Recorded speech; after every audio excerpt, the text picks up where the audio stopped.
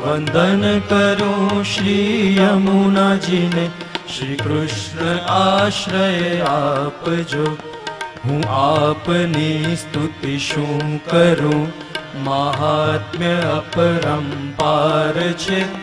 શ્રી લક્ષ્મી વિષ્ણુ સેવવાથી મોક્ષનો અધિકાર છે. પણ આપની સેવા થકી અદ્ભુત જલ ક્રીડા તણા, જલના અણુની પ્રાપ્તિ થાય. ગોપીજનોના સ્નેહના એ સ્નેહનું સુખ દિવ્ય છે. મન મારું એમાં સ્થાપજો. વંદન કરું શ્રી યમુનાજીને, શ્રી કૃષ્ણ આશ્રય આપજો. આ સ્વરૂપને સમજો સેવાના. સેવા કર્યા પછી ઠાકોરજી નથી મળવાના, ઠાકોરજી તો સેવા રૂપે મળે છે. અને સેવા તમને મળી એટલે પ્રભુ મળ્યા. સેવાથી ભગવાન મેળવવાની આકાંક્ષા રાખશો તો હંમેશા નિરાશ રહેશો. સેવા મળી એટલે પ્રભુ મળ્યા. પ્રભુ સૌથી પહેલા સેવા રૂપે જુઓ કે આટલા હજારો લોકો છે પણ ગુરુજને મને આ સેવા આપી છે. અને જે સેવા મોટી છે, અને તમને જો સેવા કૃતેર ગુરુ આજ્ઞા, એનો સાચો અર્થ એ થાય કે જે આજ્ઞા થઈ એ જ સેવા છે. આજ્ઞા લઈને સેવા કરવી એ તો એક અર્થ છે સાધારણ, પણ સાચો અર્થ કાઢવો હોય તો એમ કરી શકાય કે જે પણ આજ્ઞા થઈ એને જ સેવા માનવી. કે મને પ્રભુ મળશે તો ભલે મને કાઉન્ટર પર બેસાડ્યો છે, અને લાઈન કરવા બેસાડ્યો છે, મને સોહિરીની સફાઈ કરવા માટે બેસાડ્યો છે, જો મને ઠાકોરજી મળશે તો અહીંયા જ મળશે. અને આ ભાવનાથી જ્યારે જીવ સેવા કરે ત્યારે ઠાકોરજી એને ત્યાં અનુભવ જતા. બાકી સેવા આ કરતો હોય, ધ્યાન ભંડારની સેવામાં હોય કે મારે તો એ કરવી હતી, મને તો આ સેવા આપી. અને જો આવી ભાવના રાખે તો આ સેવાનું ફલ જાય, અને પેલી સેવા ન મળે એટલે બંને જગ્યાએથી રહી જાય.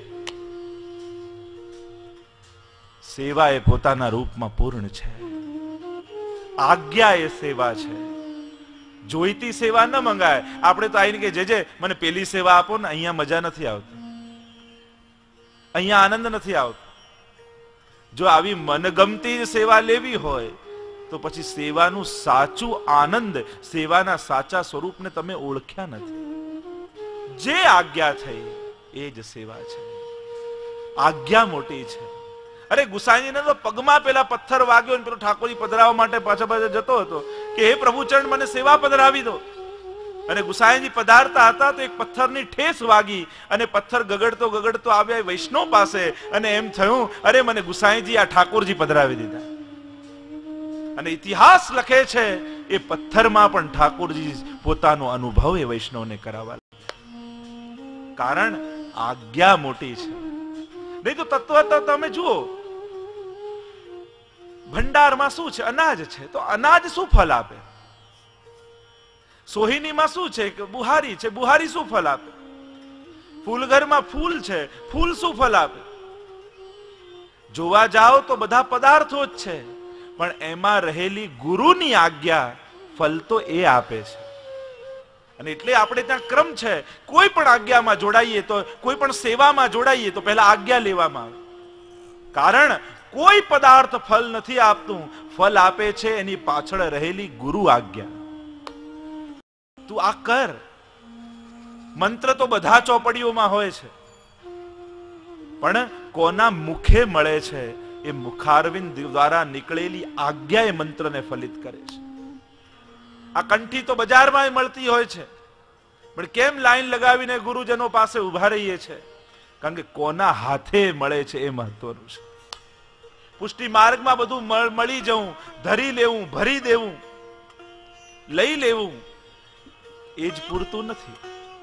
ઝારીજી જઈને તમે ગમે ત્યાં જઈને બેઠકજીમાં ભરી આવો, ભલે 4 જણાને ધક્કા મારીને આગળ પહોંચી જાઓ ને ઝારી ભરો, શું મહાપ્રભુજી સ્વીકાર કરશે? કોની ઝારીજી સ્વીકાર કરે? અહીંયા આપણે ત્યાં તો હાથ લગાવવાનો ક્રમ છે કે અમારામાં કોઈ એવી લાયકાત નથી કે અમારા હાથની ઠાકોરજી ઝારીજી આરોગે. અરે આ કોઈ વૈષ્ણવની વલ્લભ કુલની કાનીથી અમારો સામગ્રીનો અંગીકાર થઈ જશે. આપણે ત્યાં તો એનું મહત્તા છે. કરી લેવું, ભરી લેવું, ધરી લેવું એનું જ મહત્વ નથી. તમે બીજા કરતા વધારે પ્રસાદ ખાઈ લો તો તમારા પર વધારે કૃપા થાય. પેલા કરતા વધારે પ્રસાદ મેં ખાધો એટલે મારા પર વધારે કૃપા. તમે વ્રજમાં કોઈ બહુ મોટો પ્લોટ લઈ લો એટલે તમારા પર વધારે ઠાકોરજી કૃપા કરે. શ્રીનાથજીના દર્શન ખુલ્લા હોય અને તમને એમ થાય કે હું શ્રીનાથજીના ચરણ સ્પર્શ કરી લઉં. તમે શ્રીનાથ નાથદ્વારામાં ગયા અને કોઈ આગળ હતું ને એકદમ કૂદકો મારી નિજ મંદિરમાં પહોંચી ગયા, દોડતા જઈને શ્રીનાથજીના ચરણ પકડી લીધા, તો આ સારું છે ખરાબ છે? શ્રીનાથજીના ચરણ તો દુર્લભ છે. કોઈ ભાગ્યશાળીને શ્રીનાથજીના ચરણ સ્પર્શ મળે અને તમે એકદમથી આ રીતે કૂદકો મારી દોડતા ગયા અને શ્રીનાથજીના ચરણ પકડ્યા, તો આ પુણ્ય છે કે પાપ છે? મહત્વની વસ્તુ સમજો. એ જ ચરણ કોના દ્વારા, કોની આજ્ઞાથી મળે, ફલ તો એ વસ્તુ આપે છે. તો શ્રી મહાપ્રભુજીની કૃપા થાય તો સેવામાં તત્પરતા આવે. અને પાંચમું લક્ષણ, શ્રી વલ્લભની કૃપા થાય તો વૈષ્ણવ માટે પણ અહોભાવ જાગે, દાસાનું દાસ થવાની વૃત્તિ આવે. શ્રી વલ્લભ પ્રભુ કરુણા કરકે કીજે મોહે નિજ દાસન કો દાસ. દાસાનું દાસ થવાની વૃત્તિ શ્રી વલ્લભની કૃપા વગર સંભવ નથી.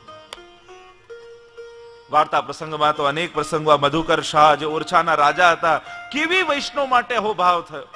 ગુસાઈજી એના રાજ્યમાં પધાર્યા, બ્રહ્મ સંબંધ આપ્યું અને બ્રહ્મ સંબંધ જાણે સિદ્ધ થઈ ગયું. એવો ભાવ થયો. ઠાકોરજી પધરાવ્યા મહેલમાં અને સેવા, અહર્નિશ સેવામાં રહેતા. ઠાકોરજીની સેવા અને વલ્લભની કૃપાથી એવો ભાવ આવ્યો, વૈષ્ણવમાં એવો અહોભાવ આવ્યો કે ગામમાં કોઈ પણ કંઠીધારી વૈષ્ણવ આવે તો રાજા એને મહેલમાં પધરાવે, એના ચરણ ધુએ અને ચરણામૃતનું પાન કરતો. એવો દાસ ભાવ આવ્યો. ભગવદીઓનું અનુકરણ ન કરાય, પણ એવી ભક્તિ થઈ એમની અંદર. કોઈ પણ ગામમાં કંઠીધારી વૈષ્ણવ આવે તો એને મહેલમાં લાવી એના ચરણ ધુએ ને એનું પાન કરે ને પધરાવે, એનો સત્કાર કરે. એના સગા હતા, એમને હાંસી સૂજી. એના કાકા હતા, એને કહ્યું આ જે કોઈ કંઠી પહેરીને આવે છે એના ચરણ ધોઈને પાન કરે છે, તો એને મજાક કરી અને એક ગધેડું હતું, ગર્ધબ હતું, એને 10-15 કંઠી પહેરાવી દીધી અને મહેલમાં છોડી દીધું. પણ વલ્લભની કૃપા જેના પર થાય એની કેવી દ્રષ્ટિ રહે.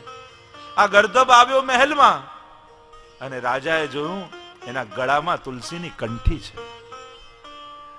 મારો ભાવ નહીં ડગવા દઉં, ઉનકે મન કી વો જાને, મેરે મન જગદીશ. અને ગર્ધબને ખેંચીને લાવ્યા, એના ચરણ પ્રક્ષાલન કર્યા. એનું પાન જ્યાં કરવા જાય ત્યાં ઠાકોરજીથી ન રહેવાયું અને દરેક જીવની અંદર અંશ રૂપે ભગવાન છે. એ ગર્ધબમાંથી ભગવાન પ્રગટ થઈ ગયા અને કહ્યું કે તારામાં આવો ભાવ છે, હું તારા પર બહુ પ્રસન્ન થયો છું, તું કંઈક માંગ મારી પાસે. બહુ પ્રભુએ આગ્રહ કર્યો. ત્યારે આ રાજાએ કહ્યું કે આંગવાનું કહો છો તો એટલું જ માંગુ છું કે પ્રભુ કૃપા એટલી જ કરજો કે વૈષ્ણવમાં સદાય મારા હૃદયમાં આવી જ બુદ્ધિ રહે. વૈષ્ણવ માટે સદા મારા હૃદયમાં આવો ભાવ રહે. વલ્લભની કૃપા થાય તો દાસાનું દાસ થવાની વૃત્તિ આવે. એ હંસ હંસીનો પ્રસંગ આવે છે. કેવો ભાવ ગુસાઈજીની કૃપાથી થયો. કોઈ પણ વૈષ્ણવ જ્યારે એમને મહાપ્રભુ ગુસાઈજી